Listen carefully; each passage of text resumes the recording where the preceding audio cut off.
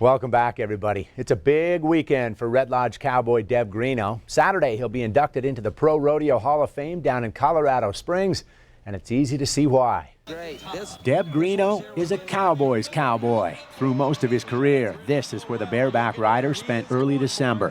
10 high-paying nights at the National Finals Rodeo. It's where world champions are born, and Greenough claimed his in 1993. Here's what he told us late in his career. Try as hard as you can. I guess I learned the hard way earlier in my career that just because you made it doesn't mean you're going to get anything out of it, and I think that's what's made me try that much harder.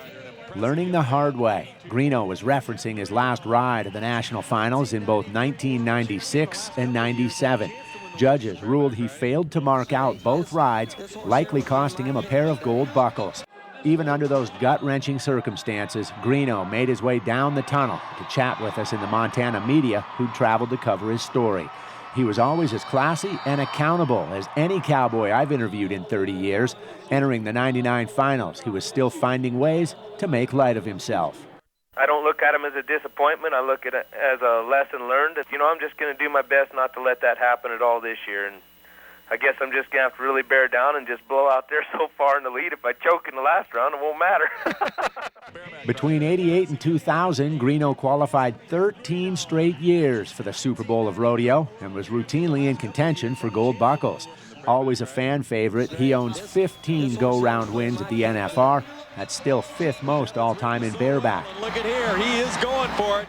Greenough also dominated the Montana circuit, winning 5 titles, and he's still tied for most wins on the national circuit finals with 3. Some of you may remember the scariest moment of his life, when Greenough walked away from a plane crash uninjured. That was in 1998, when the single-engine plane he was on stalled near Riverton, Wyoming. It took rescue crews nearly 8 hours to arrive. Greenough was on board with fellow bareback rider Cleve Schmidt, who was not injured, and Marty Buckingham, who escaped with minor injuries. The pilot fractured his leg and was hospitalized. Greenough also survived a nasty vehicle accident in North Dakota, and naturally, the Red Lodge cowboy endured his share of bumps and bruises inside the arena. But he always found a way to stay healthy when it mattered most at the NFR.